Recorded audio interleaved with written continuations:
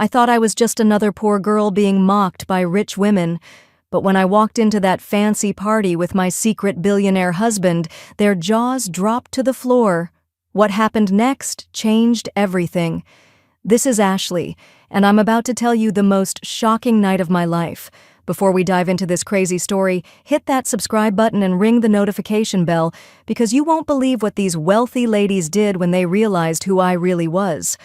Trust me, you'll want to stick around for this wild ride.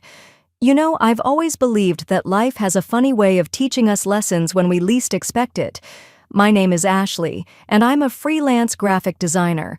Nothing fancy about my life. I work from my tiny apartment, take on small projects here and there, and honestly, I was perfectly content with my simple existence. My husband Jake and we lived quietly. He worked what seemed like a regular office job, came home every evening, and we'd spend our nights watching movies and eating takeout on our old couch. I loved our simple life. Jake was the most down-to-earth person I'd ever met. He drove an older car, wore regular clothes from department stores, and never once made me feel like we needed more than what we had. We shopped at thrift stores together, cooked meals at home, and our biggest splurge was getting coffee at the local cafe on weekends. That's actually where this whole story began. It was a Saturday morning, and Jake and I were sitting at our usual corner table at this little coffee shop we loved. I was sketching some logo ideas for a client while he read the newspaper. That's when she walked in. Catherine. Even before I knew her name, I could tell she was different from everyone else in that place. She had this presence about her, perfectly styled blonde hair, designer handbag, clothes that probably cost more than my monthly rent. She ordered some complicated drink that took the barista 5 minutes to make. What happened next surprised me. Instead of sitting at one of the empty tables, she came over to us. "Excuse me," she said with this bright smile. "I couldn't help but notice your sketches. Are you an artist?" I looked up, a bit startled. "Oh, I'm a graphic designer," I replied, feeling suddenly self-conscious about my casual clothes and messy ponytail. Jake looked up from his paper and gave her a polite nod. Catherine introduced herself as the wife of some big CEO. I'll be honest, I didn't really pay attention to which company. She seemed genuinely interested in my work, asking questions about my designs and my business. I found myself relaxing a bit. Maybe I was wrong about her being judgmental. Maybe she was just being friendly. "You know," she said after we'd chatted for about 10 minutes, "I'm organizing a charity gala next weekend. It's for children's education. Would you be interested in attending?" I was shocked. "Really? That sounds amazing, but I'm sure it's pretty expensive," I started to say, but she waved her hand dismissively. "Oh, honey, don't worry about that. I have some extra tickets. It would be wonderful to have someone like you there. Someone like me." At the time, I thought she meant someone who cared about education. Looking back, I realized she meant something entirely different. Jake squeezed my hand under the table. "That's very generous of you," he said to Catherine. "Ashley loves supporting good causes." Catherine smiled wider. "Perfect. It's next Saturday at the Grand Plaza Hotel, cocktail attire. I'll text you the details." We exchanged numbers, and she left with another bright smile and a wave. After she was gone, Jake turned to me with a curious expression. "That was interesting," he said. "Are you excited about going?" I shrugged. "I guess so. It'll be nice to do something different, though I have no idea what I'll wear to something that fancy." Jake smiled and kissed my forehead. "We'll figure it out." The next few days passed normally. I worked on my projects, Jake went to his office job, and I almost forgot about the gala invitation. Until Thursday evening, when I was walking past the same coffee shop and heard familiar laughter coming from inside. I glanced through the window and saw Catherine sitting at a table with 3 other women who looked just like her. Perfectly polished, expensive clothes, designer everything. I was about to wave when I heard Catherine's voice clearly through the thin window. "You should have seen her," she was saying with this laugh that suddenly didn't sound friendly at all. Sweet little thing sitting there with her thrift store clothes and her sketches. I felt so sorry for her. One of her friends leaned in. And you invited her to your gala? Of course, Catherine replied. Can you imagine? It'll be hilarious. All these accomplished, successful people, and then there's the poor little designer girl. My guests will be so amused. My heart sank into my stomach. She'll stick out like a sore thumb, another friend added. What was she wearing? Something from a discount store? Probably, Catherine laughed. But that's exactly the point. Sometimes it's fun to see how the other half lives, like having a pet at the party. They all burst into laughter. I stood there frozen, feeling like I'd been punched in the gut. This whole time I thought Catherine was being kind, but I was just entertainment to her, a charity case she could show off to her rich friends. I felt tears stinging my eyes as I hurried away from the window. When I got home, Jake could immediately tell something was wrong. What happened? He asked, pulling me into his arms. I told him everything. Catherine's invitation, what I'd overheard, how stupid I felt for believing she actually wanted me there. I'm not going, I said firmly. I won't be their circus act. Jake was quiet for a long moment, then he said something that surprised me. Ashley, what if I told you that you could go to that party and show them exactly who you really are? I looked at him confused. What do you mean? I am who I am. A small-time designer who shops at thrift stores. Jake smiled, but there was something different about his expression. Actually, sweetheart, there's something I need to tell you. That's when my whole world turned upside down. Jake took my hands and led me to sit on our couch. Ashley, I haven't been completely honest with you about my work. My heart started racing. Was he having an affair? Was he in some kind of trouble? I'm not just a regular office worker, he continued. I'm actually the CEO of Harrison Industries. I stared at him blankly. Harrison Industries. Even I knew that name. They were one of the biggest tech companies in the country. Jake, that's not funny, I said, but he wasn't laughing. He pulled out his phone and showed me article after article with his picture. Jake Harrison, CEO and founder of Harrison Industries. Net worth, over $2 billion. I felt dizzy. This is impossible, I whispered. We live in a tiny apartment. You drive a 10-year-old car. We shop at thrift stores. Jake nodded. Because that's how I wanted to live. Ashley, I built my company from nothing. I know what it's like to have money, and I know what it's like to not have it. When I met you, I didn't want my wealth to change how you saw me or how we lived together. I wanted us to be real. But why didn't you tell me? I asked, still trying to process everything. Because I've seen what money does to people. I've seen how it changes relationships. With you, I got to just be Jake. Not Jake Harrison, the billionaire, just Jake, your husband who loves you exactly as you are. He paused. But now, hearing what that woman said about you, I think it's time she learned exactly who she's messing with. The next morning, Jake made a phone call. Within 2 hours, our apartment was filled with people I'd never seen before.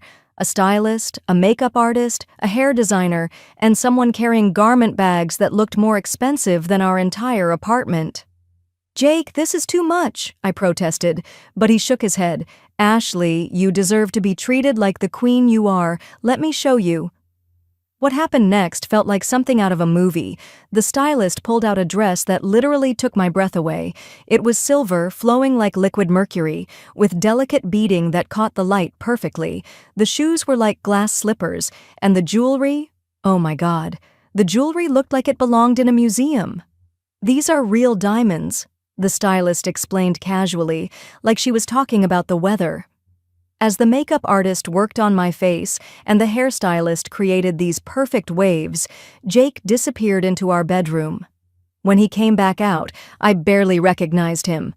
Gone were his casual khakis and button-down shirt. Instead, he wore a perfectly tailored tuxedo that probably cost more than most people's cars. His hair was styled differently, and he was wearing a watch that definitely hadn't come from a department store. When I looked in the mirror, I gasped. The woman looking back at me was elegant, sophisticated, and radiant. I looked like I belonged at a fancy gala, but more importantly, I felt like I belonged. Jake appeared behind me in the mirror. "You look absolutely stunning," he said, "but you always did. Now everyone else will see it too." The car that arrived to pick us up wasn't Jake's usual sedan. It was a Rolls-Royce with a driver who held the door open for us. As we drove through the city toward the Grand Plaza Hotel, Jake took my hand. "Are you ready for this?" he asked. I thought about Catherine and her friends, about their cruel laughter, about how they saw me as entertainment. "More than ready," I said. The Grand Plaza was lit up like something from a fairy tale. There were photographers outside, reporters with cameras, and people in evening wear walking up red carpets. As our car pulled up, I saw heads turning to look. The driver opened our door, and Jake stepped out first, then helped me out. The photographers immediately started taking pictures, though I wasn't sure why. We walked into the hotel and I felt like I was floating. The ballroom was incredible. Crystal chandeliers, flowers everywhere, and elegantly dressed people holding champagne glasses. I spotted Catherine across the room, wearing a red dress and holding court with her group of friends. She hadn't seen us yet. That changed quickly. As we moved through the crowd, I heard someone nearby whisper, "Is that Jake Harrison?" Then someone else said, "Oh my God, it is. Jake Harrison is here." Within minutes, people were approaching us, important-looking men in expensive suits shaking Jake's hand, elegant women complimenting my dress and asking where I got it. That's when Catherine noticed the commotion. She looked over and saw Jake first. Her eyes went wide with recognition. Then her gaze moved to me, and I watched as confusion, then realization, then absolute horror crossed her face. She excused herself from her friends and started walking toward us, but she was moving like someone walking to their own execution. "Jake Harrison," she said when she reached us, her voice slightly shaky. "What an unexpected pleasure." Then she looked at me, and I could see her mind working, trying to figure out how the poor little designer girl was standing next to one of the most successful men in the country, wearing diamonds and looking like she owned the place. "Catherine," Jake said politely but coolly, "I'd like you to meet my wife, Ashley Harrison." I watched Catherine's face go completely pale. Wife. Not girlfriend, not date. Wife. "Your wife?" she stammered. "Yes," I said, extending my hand with a smile that I hoped conveyed exactly how much I'd heard at the coffee shop. "It's so nice to see you again. Thank you for the invitation." The next few minutes were fascinating to watch. Catherine's friends had joined us, and each of them went through the same process: recognition, confusion, embarrassment. The same women who had laughed about me being their entertainment were now falling over themselves to be friendly. "Ashley, your dress is absolutely stunning," one of them gushed. "You must tell me who designed it." "Actually," I said, still smiling sweetly, "it's interesting how perspectives can change so quickly. Last week at the coffee shop, I got the impression that my fashion choices weren't quite up to your standards." Catherine looked like she wanted to disappear into the floor. I think there might have been some misunderstanding," she began, but I gently interrupted her. "Oh no, I think I understood perfectly. Something about having a pet at the party? Or was it about amusing your guests with how the other half lives?" The group fell completely silent. "I heard every word through that coffee shop window," I continued, my voice still pleasant but firm. "Every single word about how hilarious it would be to watch me stick out like a sore thumb." Jake, who had been quietly watching this exchange, finally spoke up. "You know, Catherine, when Ashley told me about your generous invitation, I was impressed. I thought you were genuinely trying to support someone you saw potential in. I'm disappointed to learn that wasn't the case." His voice was calm, but there was an edge to it that made it clear he was not pleased. Before Catherine could respond, the evening's host took the microphone to begin the charity auction. Jake leaned over and whispered something to one of the event organizers, who nodded enthusiastically. When they announced that Jake Harrison would be making a special donation, the entire room turned to look at us. Jake stood up, helped me to my feet, and we walked to the stage together. "Good evening, everyone," Jake said into the microphone. "My wife Ashley and I are honored to be here tonight supporting children's education." He paused and looked out at the crowd, his gaze lingering on Catherine's table. Education is about more than just books and classrooms. It's about teaching our children to treat others with kindness and respect, regardless of their background or circumstances. Then he announced his donation, $5 million. The room erupted in applause. Catherine looked like she was going to be sick. As we walked back to our table, I felt a tap on my shoulder.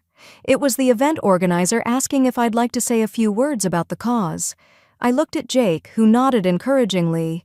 I took the microphone with slightly shaking hands. "Thank you," I began. "You know, sometimes we judge people based on what we see on the surface. We look at someone's clothes, their job, where they live, and we think we know everything about them." I looked directly at Catherine's table. "But tonight has reminded me that every person has value, every person has a story, and every person deserves to be treated with dignity and respect." The applause was warm and genuine. As I handed back the microphone, several people approached us to express their appreciation for both the donation and my words. But the most meaningful moment came when Catherine appeared at my elbow. "Ashley," she said quietly, "could I speak with you privately for a moment?" We stepped into a quiet corner of the ballroom. Catherine's perfectly composed demeanor had cracked, and I could see genuine remorse in her eyes. "I owe you a sincere apology," she said. "What I said at the coffee shop was cruel and inexcusable. There's no justification for it. I was showing off for my friends, being petty and small, and you didn't deserve that treatment." I appreciated her honesty. "Thank you for saying that, Catherine. It really hurt to hear those things, especially when I thought you were being kind to me." She nodded. "I was being terrible. And the truth is, even if you weren't married to Jake, even if you were exactly what I thought you were, you still wouldn't have deserved to be treated that way. Everyone deserves basic respect and kindness." We talked for a few more minutes, and I could tell her apology was genuine. I accepted it, though I made it clear that her words had consequences and that I hoped she'd think differently about how she treated people in the future. When we rejoined the party, the dynamic had completely shifted. People were approaching me as Ashley, not just as Jake Harrison's wife, wanting to hear about my work and my thoughts on the charity. As the evening wound down, Jake and I decided to leave early. We'd made our point, supported a good cause, and honestly, we were both looking forward to getting back to our quiet life together. As we waited for our car, Jake put his arm around me. "How do you feel?" he asked. "Vindicated? Satisfied? Angry?" I thought about it for a moment. "Honestly, I feel grateful," I said. "Grateful that I married someone who loves me for who I am, not what I can do for their image. Grateful that I learned who Catherine really was before considering her a friend, and grateful for the reminder that I don't need anyone else's approval to know my own worth." Jake smiled and kissed the top of my head. "That's my girl. Though I have to admit, seeing their faces when they realized who you were married to was pretty satisfying." We both laughed. "But you know," he continued, "tomorrow I'm going back to my regular clothes and my regular car. This was fun, but it's not who we are day to day." "I know," I said, "and I love that about us. I love that we can put on fancy clothes and hold our own at a billionaire's party, but we're just as happy eating takeout on our old couch." The car arrived, and as we drove home through the city lights, I reflected on the evening's events. The truth is, Catherine and her friends taught me something valuable, even if they didn't mean to. They showed me that I had been letting other people's opinions of me matter too much.